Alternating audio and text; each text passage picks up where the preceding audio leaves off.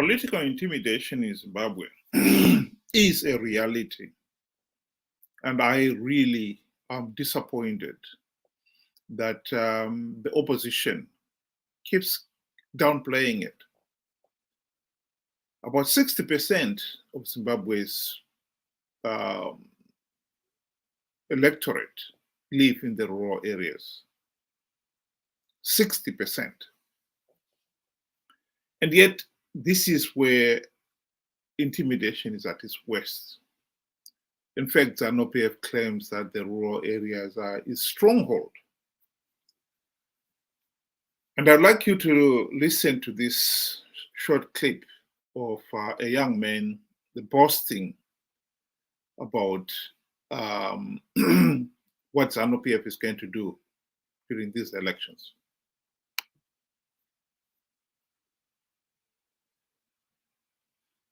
Gadzari weMDC ingawumvile izolo kodwa mangibana kwethe zviya zokumbofunga kana usingade kubva uchide usabhuku wako iwo pera Zanu PF zvapera ende kana wakunovhota haugoni kunyora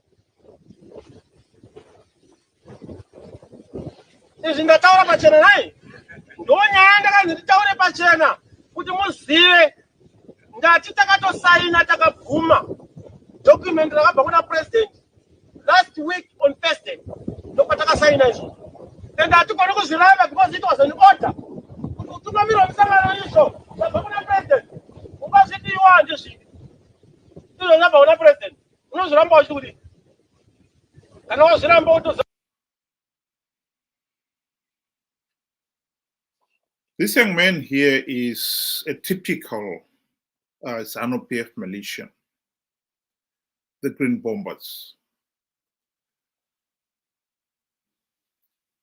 What he's saying there is he's telling the villagers that they've just got instructions from the president himself, saying that if a villager is an MDC supporter, then he must be removed.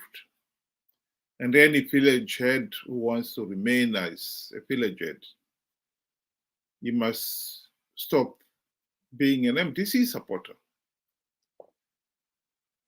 And when it comes to voting, people must say they don't know how to write, so that they go into the voting booth with an appointed person who will see to it that they vote for Zanu PF. The level of intimidation in the rural area is probably the most serious case of human rights violations. As much as we can pretend and fight for all the other niceties like a verified voters roll and so forth, I think the most significant is to stop the intimidation of the millions of ordinary Zimbabweans in the rural areas. To abandon them, to me, is the most criminal thing we can do. And by pretending that it doesn't happen, we are abandoning them. Totally unforgivable, that.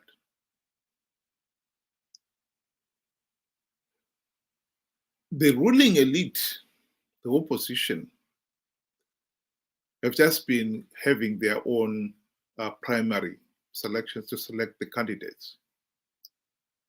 And make no mistake about it, there was a scramble among the opposition leaders to make sure that they stand in the urban constituencies where the level of intimidation is not so obvious. Indeed, Zanu PF is giving away the urban seats as part of the few to entice the opposition to participate. but go to the rural areas, that is considered a no-go area. Some of these, like this youth we've just seen there, can become so violent that as an opposition, they will tell you that this is a Zanu PF area and they're not allowed to be here. Indeed, last year we know that when Chamisa tried to hold some of his rallies in the rural areas, he was stopped. His motorcade was stoned and they were chased away. What more of just an ordinary Zimbabwean? Here is a prominent national political leader being harassed. What more of an ordinary individual? There have been reports that CCC have struggled to get candidates to stand in rural constituencies, particularly the council ones. The party has initially refused to acknowledge that that was happening, but they've since acknowledged it, and they've not released the details because they said, or the fear that there will be more intimidation. So they acknowledge it. They acknowledge that the intimidation is there. They've not done anything about it. That is the big disappointment. All the other schemes they've come up with to stop the intimidation have been absolutely, utterly useless. One of their latest ones is Operation Green Mangoes. Green is one of the colors of the ruling party, Zanu PF. And yellow is the color of CCC. And so Operation Green Mangoes is meant to suggest that you remain green from the outside, you go and attend Zanu PF rallies, you get actively involved with Zanu PF. But on the day of the vote, you vote for CCC, yellow. This is, of course, a nonsensical strategy, because we know that Zanu PF has increased the number of polling stations from about 10 in each constituency, which would normally have about 30,000 people. In 2008, these polling stations have been increased to about 45 in 2013. And that number has gone to over 50 in the last elections in 2018. They've also changed. In 2008, up to 2008, there was a constituency voters roll. That means in 2008, if there were 10 polling stations, you could go to any one of those 10. They will have the same voters roll. And you could vote there as long as you belong here on the voters roll and you're from that constituency. They've changed that. They now have a polling station-based voters roll. And in the rural areas, the polling station would be, say, for the sake of argument, the primary school. And of course, most of the people who will be voting at that polling station will be from the villages near that primary school. Naturally. And these Zanu PF youths would know those individuals by name.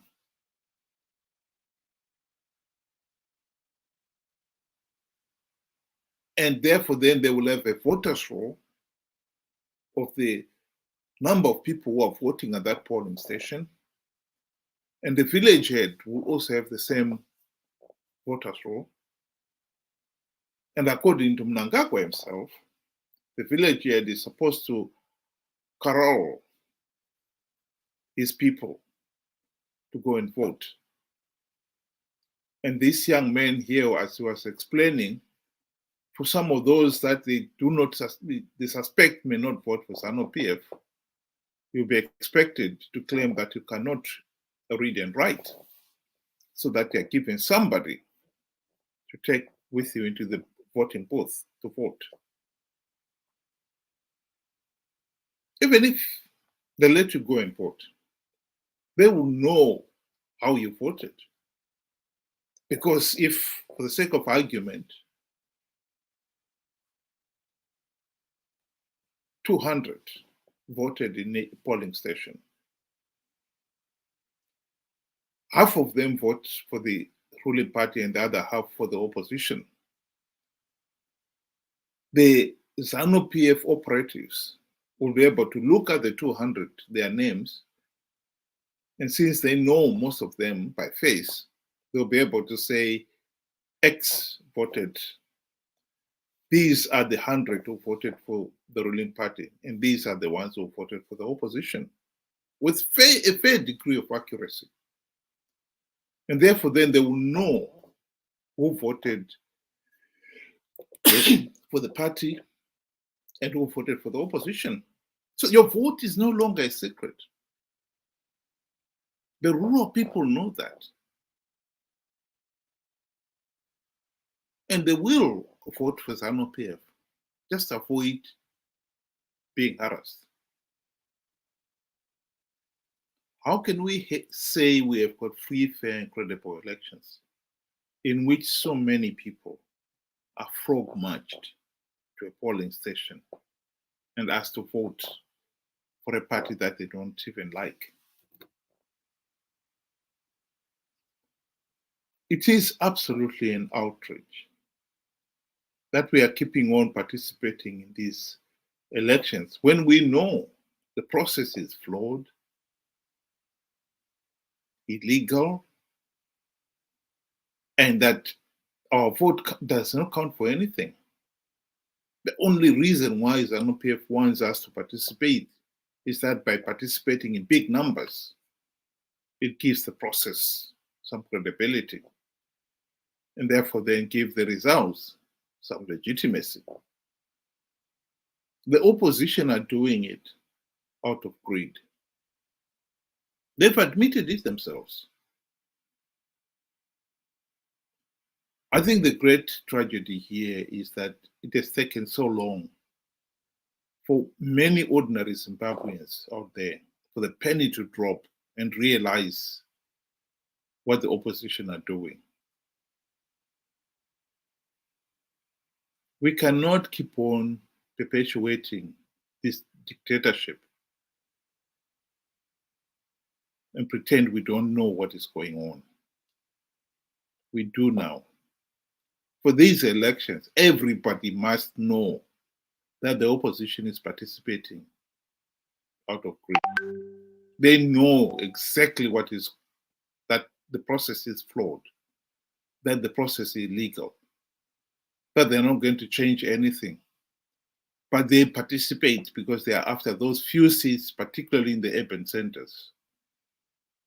They know Zanu PF is giving away so that it can claim that the process is free, fair, and credible. The MDC failed to implement even one democratic reform when they had the golden opportunity to do so during the GNU. This is another reality, another political reality that is so shocking that it has taken so long for many Zimbabweans out there to realize that the GNU, the primary purpose of the GNU was to implement the democratic reforms, and yet they failed to realize that. Because if you do realize it, you will immediately see that participating in these elections is absolutely meaningless. It's insane. And you also appreciate why the opposition are participating regardless. I think the biggest victims of this insanity are the ordinary, innocent Zimbabweans in the raw areas, who are the victims of the regime's reign of terror. The level of intimidation these people in the raw areas are subjected to is totally unacceptable. And I think Zimbabweans needs really to wake up to that reality and take that responsibility and say, no, we cannot carry on and pretend that this is not happening. This is happening. And we need to address it honestly and urgently. And participating in these elections when we know the process is flawed, that the victims of this whole process, the biggest victims of this whole process, is the rural voters, is totally unacceptable. I think that is the message I would like to leave with every Zimbabwean out there today. I'll once again go out with playing the same video of the young man making his threats. Thank you and good night.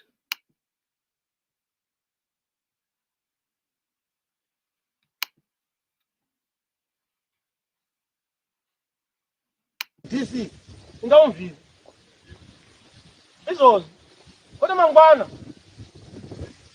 kwaita zviya zvokumbofunga kana usingadi kubva uchida usabhuku wako iwo pera Zanu PF zvapera ende kana wakunovhota haugoni kunyora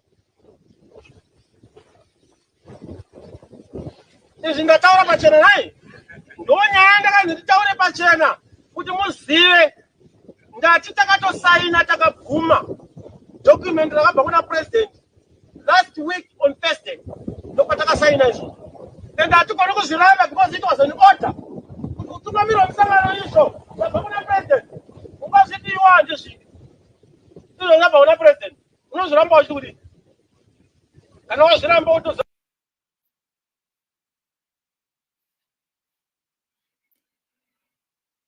There we have it.